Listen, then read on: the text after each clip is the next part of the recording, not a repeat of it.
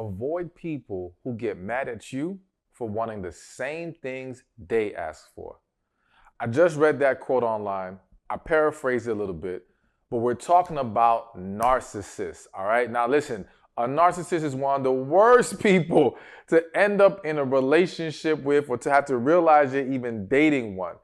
But the reality is that you have to become aware of the signs. And I know narcissism is a hot topic, one that I kind of avoided for a long time, but we're gonna dive into it. So listen, sign number one that you're dating a narcissist is all they do is talk about themselves.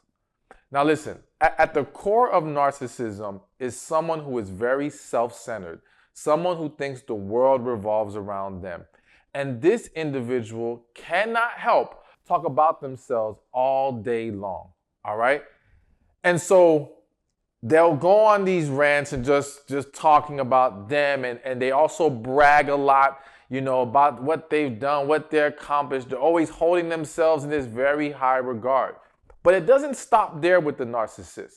The narcissist will also find ways to make the conversation about them, meaning you could start talking about something that you went through or you're going through that day.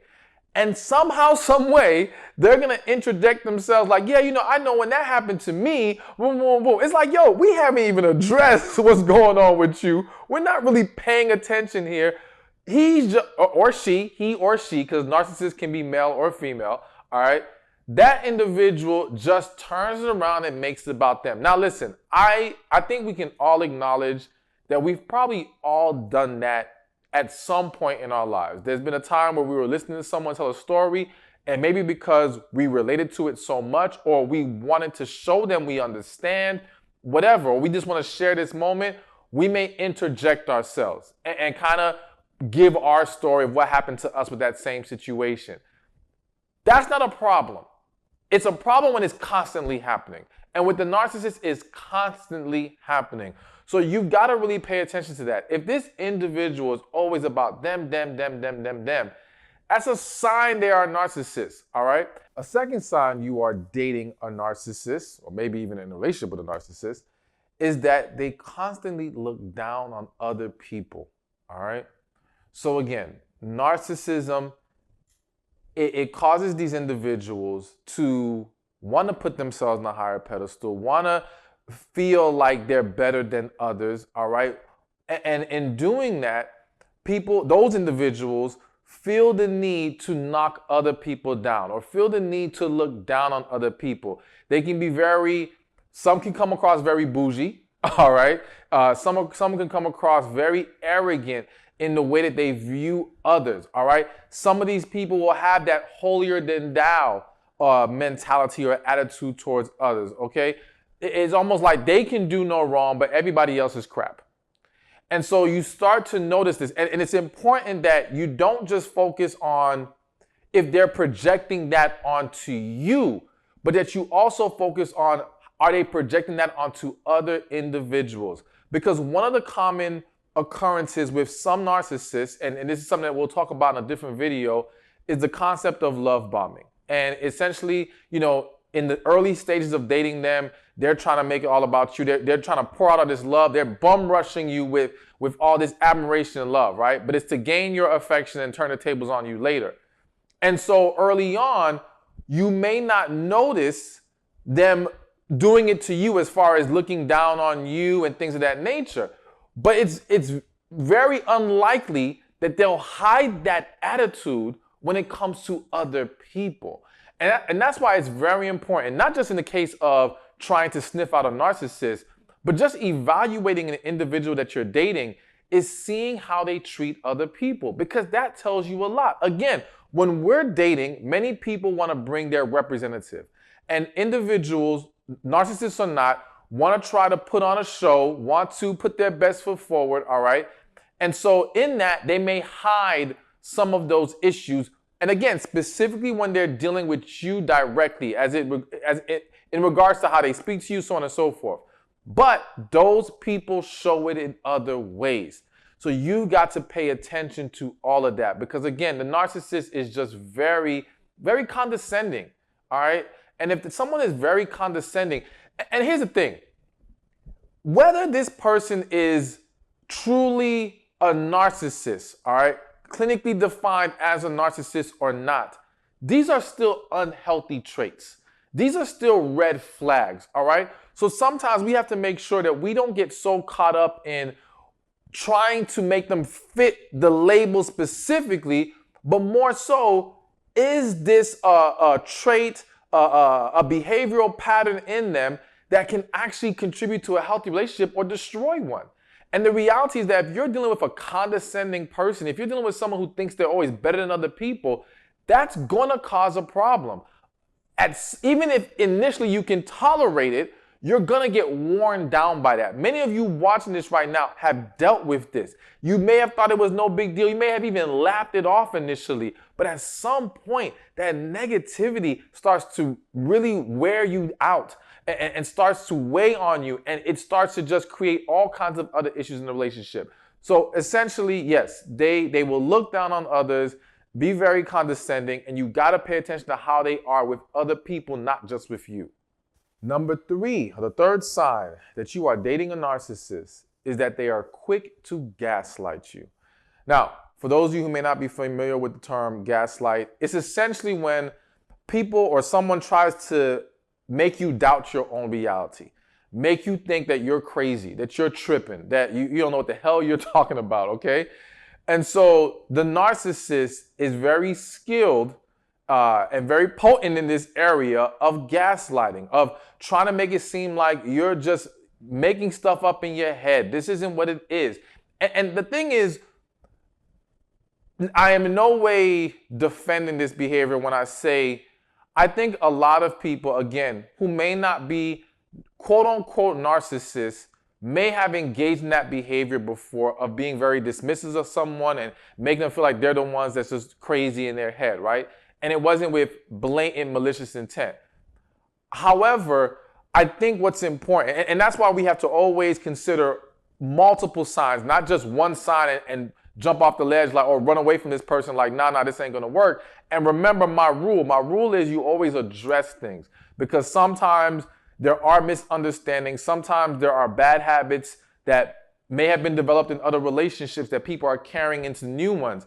And so if you address them and they're willing to correct it, then we don't need to throw them in the narcissist bin and just say, nah, I'm not going to deal with them. They're clearly willing to take responsibility and acknowledge the issue.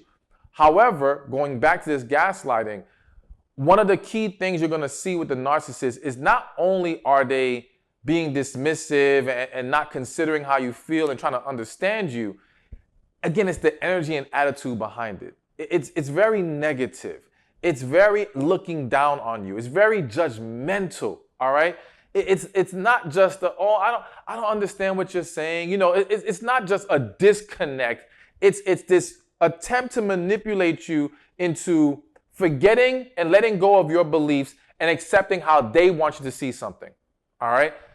And that, again, is extremely unhealthy, extremely problematic, and you've got to catch yourself, because I've seen so many people, women and men, dealing with this behavior, all right, and really fall into the trap. Now, here's a key to this. If you go into a conversation with somebody and you're trying to discuss how you feel about something, all right, and you notice they're again turning these tables on you, calling you crazy, whatever, but by the end of this conversation, you realize your point was never accepted, or you were never even allowed to fully express yourself, and this person to listen to you. This is a clear sign. This is a very unhealthy relationship. Again, narcissists or not, this is a problem. And you've got to realize that someone who's trying to have a healthy relationship with you is willing to hear you out. They may not always understand you. I think we have to realize, yes, there's going to be disconnects sometimes. And sometimes because of our upbringings and what we've experienced, we will see things differently. But we cannot get into dismissing each other. And again, not calling our partners crazy. That is something that we really have to avoid. I'm laughing, but it's like, it's a real issue. You should not make people question their own sanity, all right? Sometimes people are quick to use the word crazy because they don't understand you, they don't want to understand you. But that's not fair to anybody. No one's crazy. We just have difference of perspectives, and there can be various other reasons why or what's contributing to the disconnect at that moment. But either way, the narcissist is a professional gaslighter, all right? And you have to be aware of that so that you understand what kind of person you're dealing with. All right, so let's keep this moving, and now we're at number 4. The narcissist is emotionally detached. Now, again, this is where it can get tricky, going back to the reference of love bombing, all right? So if you're dealing with a narcissist who's coming in hot and he's trying, or he or she, I keep saying he, forgive me when I keep saying he first, because it's he or she. Narcissists are men and women. I want to make that clear, okay? When this individual is coming in hot and they're trying to hit you with all this admiration, love, affection, whatever, this will now be processed to you as, well, there's no emotional detachment here. They're clearly all in. But this is where, again, you have to start paying attention to the other relationships in their life. Because the narcissist, again, what you're going to see is a pattern of emotional detachment in other areas. I, for example, know I had one client, she was married to a narcissist, okay?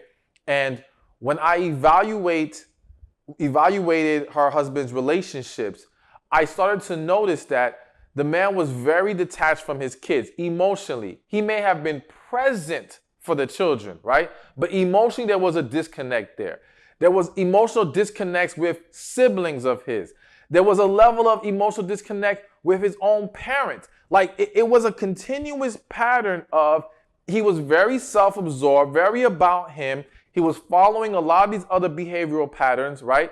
But again, you saw this detachment in other aspects of his life. So though some may think, well, as long as he or she is giving me what I need in this relationship, who the hell cares about their emotional detachment elsewhere, right? But don't think like that, because you have to ask yourself, why?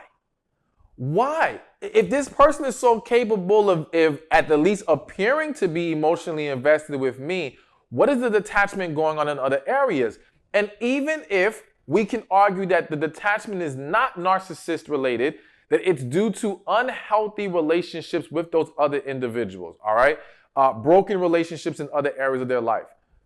I would still then argue it still would be best to address it and understand what's going on, and hopefully that individual at least attempt to resolve it, because then there's a very good chance that those issues creep into your relationship with that individual.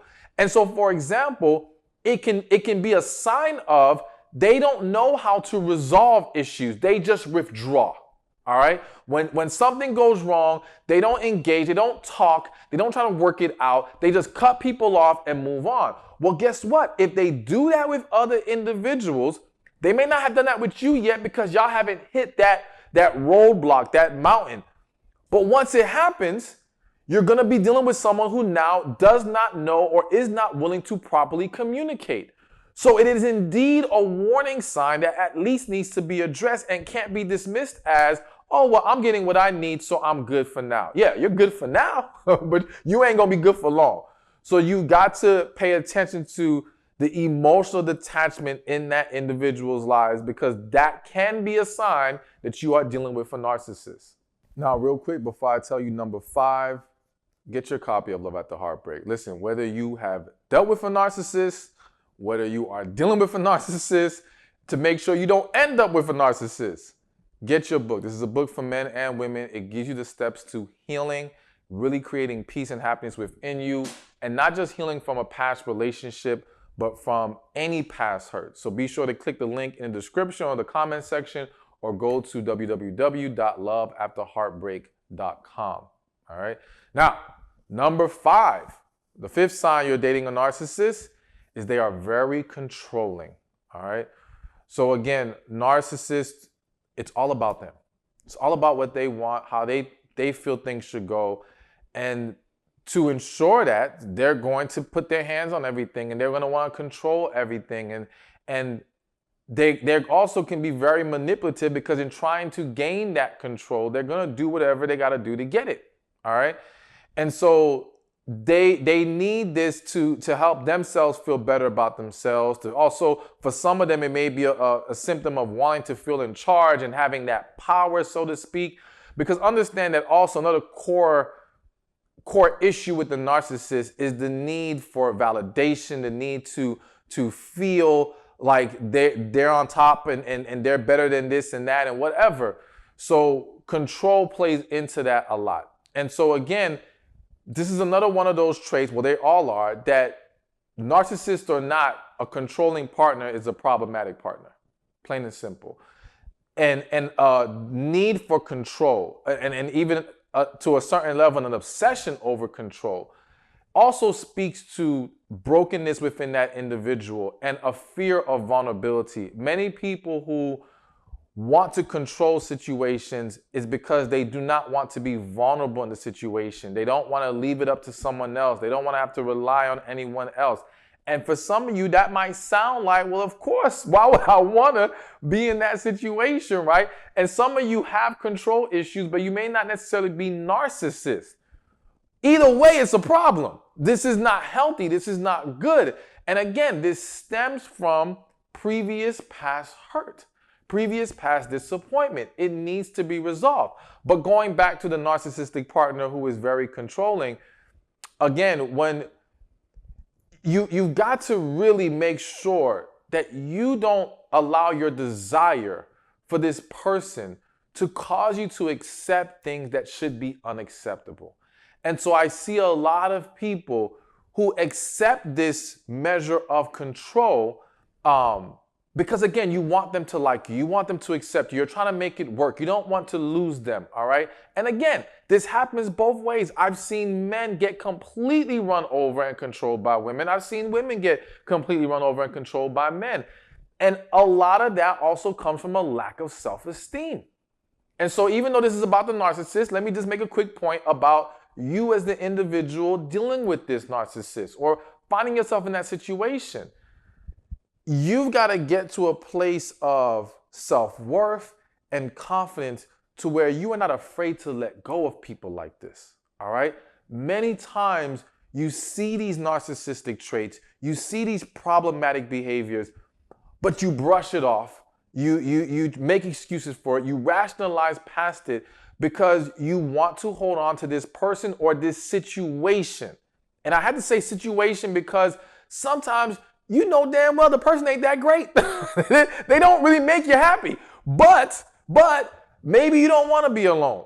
Maybe you feel like I don't want to start all over again. Maybe there's something that they provide that fills a need and desire for you, even though you still feel overall unfulfilled by this individual. Either way, you have to have the strength within you, because let me make something very clear. You can't leave it up to the narcissist to do right by you. You can't leave it up to the narcissist to decide, oh, well, you know what? I'm not giving this person what they deserve. Let me let them go. Like, that's not how they think. All they're thinking about is what they're getting, how this works for them. And many of you find yourselves in these situations where you're giving, and this person's just taking.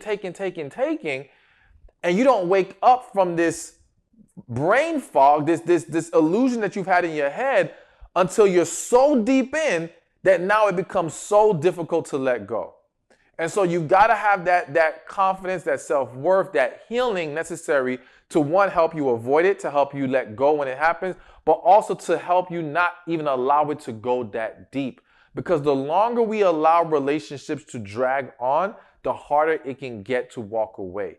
So that's why it's always best to nip it in the bud as soon as possible, and so we can avoid these very unhealthy attachments. So now we are at number 6, and it is narcissists can be very unforgiving, all right? So again, these people want to hold everyone to a very high standard, all right? But expect you to be more understanding of them and their shortcomings when they had, well, in their mind, they ain't got no shortcomings. They don't mess up, you know what I'm saying? They're just great.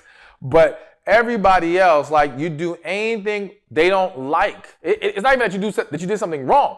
You do something they don't like. They can be very unforgiving, very, again, attacking with their energy and their spirit towards you. And a lot of that is manipulation, because there are very unhealthy people out there who use anger to manipulate others and get what they want.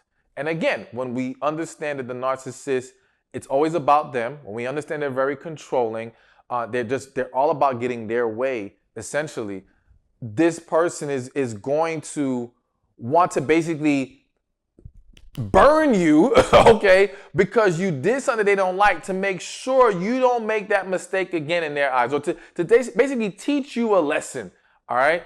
And they're going to use it because anger, even when they did wrong, they could do wrong, and they will use getting angry at you to turn the tables on you, all right?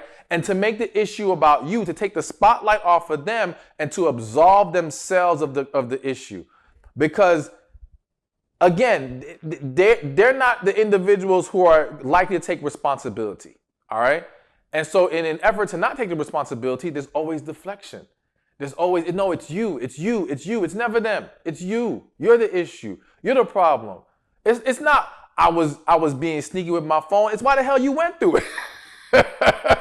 Okay? You know what I'm saying? Now, some of y'all might be mad at that because I don't know how some of y'all moving out there. But it's just the truth, okay? Like, it's quick to make the issue about the other individual and not them.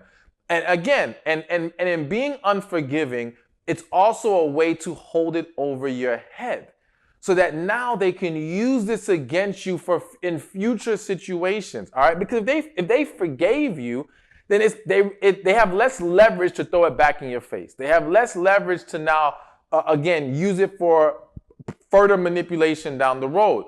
So by being unforgiving, it's like they're going to keep it in their pocket and use it whenever they need to use it, all right? And it's just a very unfortunate and unhealthy dynamic, but it's something that you have to be mindful of. And again, don't just focus on them doing that to you. Do they do that to other people? Because even if they have yet to do that to you, if they're very unforgiving towards others, trust it's going to come back to bite you at some point. They're going to bring that your way at some point. It just don't stay with other people and never comes home to roost. Like, or however you say that. It doesn't come, it's going to come back to you at some point. Bottom line. All right. So let's move on to the next point. The seventh sign you are dating a narcissist is this person is constantly seeking attention and validation. All right. Now, I always say attention is the need for attention is one of the most powerful and corrupting drugs that exists right now. And with the internet, oh my Lord, it has just created an avenue to really feed the beast for a lot of people. And now listen, I don't want to demonize people who like a level of attention, so to speak. But again, there's a line that it crosses that this becomes very unhealthy. And this person is always seeking it. They are not satisfied with the attention they get within the relationship. They need it elsewhere and they got to go look for it. And this is where now they start to engage in other unhealthy things. They also always need validation. Now, let me make this point. Don't confuse, what's the word I'm looking for here? Don't disregard the need for you to give love, attention, validation, and compliments. I want to underline and highlight that word. Compliments to your partner, all right? You got to be mindful of that, because I think in all my years of doing this, I see a lot of couples get so comfortable, they stop complimenting their partner, all right? And some people may hear this video, or regardless of whether they heard this video or not, the minute their partner makes an issue of the fact that you never compliment them, it's, why you need my validation? Why you need validation? What's your problem? You got low self-esteem. Like, no, chill out. You can't, that's not fair. That's not fair. Everyone wants to feel loved and desired by their partner. They want to know their partner's attracted to them. All those things. Yes, I'm not saying if that person needs to hear it every single day or something, okay, yeah, I think we can all agree that's a bit unhealthy, right? But you have to make sure you are doing it. And so what comes to mind is one quick story of, I knew a couple, they were married, and the guy would tell me how he was a very good looking guy. All right. You know, like women flocked to him. He got a lot of attention, and he would get a lot of compliments from random women. And he told me one day, he said, listen, man, I have no problem getting compliments, except I can't get the compliment from the one person I want it from the most. And that was his wife. She never complimented him. And I think sometimes maybe, I never got to speak to her specifically about this issue, but it may have been a thing of, well, he already knows he looks good. He already knows I like how he looks, or he already gets enough. Whatever the reason is that she put in her head, it's still not okay. It's not okay to neglect your partner in that way. So I don't want us to confuse the issue. I don't want us to make excuses for not giving attention and complimenting our partners and showing desire and interest. But yes, when we're talking about dating a narcissist, they're going beyond that. All right. And again, they're always seeking other people's validation, and which is why they end up creating these conversations that's always centered around them, because they're telling you what they did and this and that, because they want to hear you praise them and this and that. And now again, everyone likes a little praise. Everyone likes to be comforted and said, you know, you're great, all that stuff. You do have to engage in that. But the narcissist takes it to just a very unhealthy level, and it's almost like they're never satisfied. Their thirst is never quenched, and that's when it's really a huge problem and a huge warning sign that you're possibly dating a narcissist. We got two more. So the next one, number 8, 8th sign that you're dating a narcissist is that this person lacks empathy. All right. So again, this type of individual is just very dismissive of other people's feelings, how other people see. They make no attempts to put themselves in other people's shoes, to try to understand and empathize with individuals. They're very insensitive, all right? And they can lack compassion. They can be very cold at times. And again, it isn't just in rare moments. It's a constant pattern where you notice this, all right? And you're going to see it. If this person has kids, they're probably going to be like that towards their children, all right? They will be like that towards you a lot of times. Again, they struggle with connecting with others because they only see things through their lens. They don't know how to get outside of themselves and understand the world is bigger than who they are, all right? And again, it's hitting my spirit. I feel the need to say this. Some of you have this same issue. Again, I'm not saying you're a narcissist, all right? You can have sometimes one or two of these traits or whatever and not be a narcissist. If you got a bunch of these traits, then yeah, you probably need to go check yourself out or something, all right? But the point is, many of you struggle with being empathetic towards others because, again, it's almost like a defense mechanism. And you're so caught up in your own feelings, especially like what happens to a lot of people. And this can be why this person has become this narcissist. Where some people may argue if you can become a narcissist, some people just think it's a personality disorder, end of story, but that's a whole other topic. The point is, sometimes when people get hurt in life, they have this F the world mentality. I'm just going to look out for myself. It's going to be just all about me. And at that point, they block their ability to understand or to even attempt to understand others. They block their ability to allow themselves to feel anyone's pain, to really connect with others where they are, because they have to stay in their bubble. And it's like, no, you be a part of my world or you can get the hell on. You know what I'm saying? Like they're not trying to pull themselves out of that. But again, that's due to the walls they have up, due to the trauma they've experienced. And that's why I do want you to understand that I'm going to invite a guest to really dive more into this narcissist topic. But me personally, I do believe that for a lot of these people, if not all, it's a need for them to heal. It is, the narcissism is a sign of brokenness within them. That doesn't mean, oh, okay, well, they're just broken individuals. Let me keep dating them and help them heal. Listen, you can't heal nobody. They have to be willing to go get the book, Love After Heartbreak. They have to be willing to go to a coach, a therapist, somebody. They got to be willing to face their issues, right? But we don't need to look down. The same way we don't like how the narcissist looks down on others, we should not look down on anyone else, all right? They have their demons, their skeletons that they have to address. But when you see these signs and they're unwilling to correct these things, then yes, you have to let them go. Narcissists or not, you have to let them go. And so the last sign, all right, is that the narcissist is known to throw temper tantrums, all right? So again, I mentioned earlier how the narcissist will use anger as a tool of manipulation, a way to get their way, a way to deflect. And so the temper tantrum plays right into that. Again, they are willing to go to extreme measures at times to make sure the outcome is what they want it to be, or to make sure that they don't have to take responsibility. And you have to understand, when these people understand by getting mad, by getting all hysterical or whatever, that the person that they're dealing with, because they probably already figured out that you're an individual who's going to be a little bit more passive maybe, who's not going to want that confrontation or whatever. They know they can win the fight, so to speak. And so they know that this will cause you to back down. And it causes many people to just withdraw and not even push the situation any further because you don't want any problems. And they use that. They use the fact that they know you don't want these issues, all right, to again, push you into a corner to essentially get the outcome that they're looking for.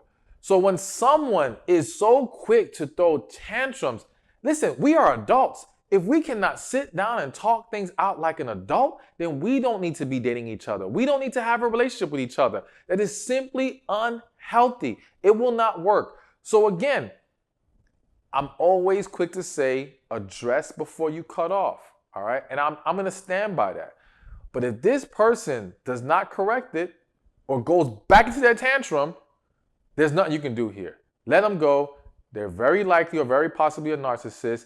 And these are people you don't need to be engaging romantically with. Hey, thank you for watching this video. Be sure to check this one out right here, and I'll see you there. I know what you're thinking. What the hell is wrong with these men? They don't know what they want. They're playing games. They're not keeping it real. They don't want a serious relationship. They don't know how to act right. I mean, we can go on and on and on and on.